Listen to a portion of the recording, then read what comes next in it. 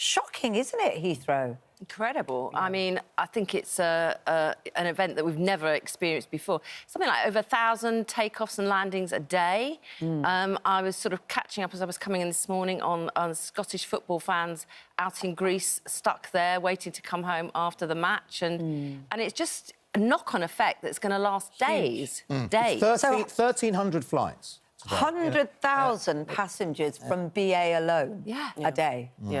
So this is an enormous amount of travel, and also 16,000 homes. Gosh, is that current traffic, by the way? I'm asking the director. Gosh, look at that. That's Terminal 5, and that was about an hour ago. So look at the traffic. So if whatever you're travelling, you're going to be impacted by it, aren't you? So, yeah, and the 16,000 homes as well in the area without power.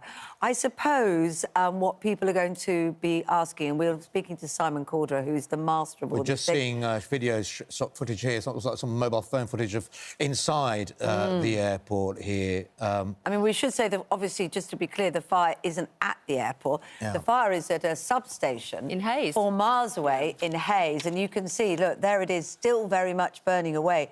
But I suppose what people are going to be asking is, how can a substation and a fire there, how can we be so fragile for our biggest airport, which, after all, only a few weeks ago, we were talking about Heathrow expansion being the saviour of the economy. How can we be having it knocked out so easily? There are going to be really big questions about energy resilience and network resilience, which is what has happened at this substation, what were the fire procedures at this substation, how did something break out? Because you would assume there would be very strong protections on fire. So it is shocking, but to be able to knock out as many homes as that and the entirety of the airport, it's got to be quite a significant thing to have happened. And I'm afraid people are going to have to start asking questions of the management of, the power station and really trying to understand, as we were talking about earlier, the resilience around Well, that. it does. I mean, we're talking to Ed Miliband, Energy Secretary, who, on the programme a bit later, who wants to talk about the first sort of tranche of the solar panels going into schools and some hospitals. But actually, it is the fragility of our energy system on the one hand, and on the other hand, seeing the bills going up. That makes people very concerned. Yeah, I'm absolutely. And part of the sort of solar expansion and renewable expansion and presumably nuclear as well is so we can have more security of our own energy supply. And in some ways, down the road, however long that road is, we can actually have more of an impact on prices. But in the meantime, we know that energy prices are still extremely high, particularly for those in fuel poverty, and that's why more support is needed. But this sort of situation, I mean, it does make you think, doesn't it? We talk about cyber attacks on our systems that could shut down our hospitals and other really important infrastructure and services. I mean, here's another example where you have to protect the power supply. And, if anyone's seen a substation, they're pretty nondescript, aren't they? Sort of box-like things in communities. But look at the damage it can happen. Well, look, we're going to get you a little bit more on the ongoing story that broke about 23 this morning. Fire at a nearby substation to Heathrow Airport has forced the entire airport to close in the past few minutes. British Airways, the airport's biggest operator, has issued a statement saying that customers are advised not to travel to Heathrow at all until further notice. Well, travel expert Simon Calderer is having a very busy morning, I'm sure, Simon. You always are very clear on this. This is, seems to me, unprecedented. In your knowledge, has anything like this happened before? Certainly not involving the electricity supply. We've seen odd problems, for instance, at Gatwick, which lasted a few hours a few years ago. And I guess the nearest thing to this was the volcanic ash shutdown of the entire skies of the UK and Northern Europe back in April 2010.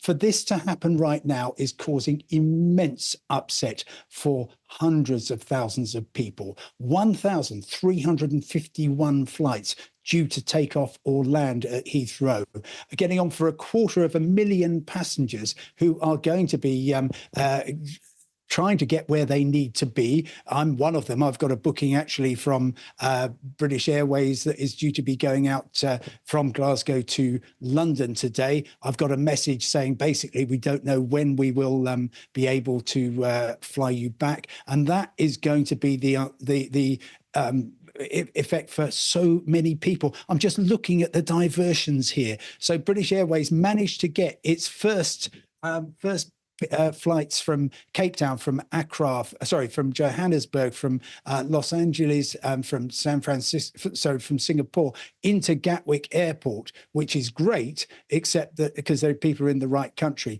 But since then, we have seen, for instance, the flight from Accra in Ghana landing in Lyon in southern France. And unfortunately, the people who are on that flight are going to be in a difficult position because lots of them weren't expected to go to Europe. They won't have the right visas, so they could be just stuck in the transit lounge for, possibly days.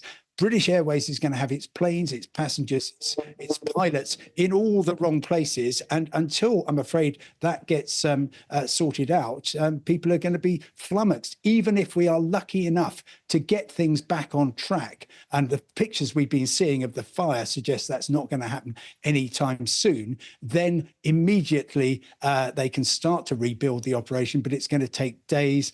And meanwhile, so I can explain what your rights are if you're booked on British Airways, any other airline from Heathrow today, then the airline has to get you to your destination as soon as possible. Big problem is there simply won't be that many seats available for people.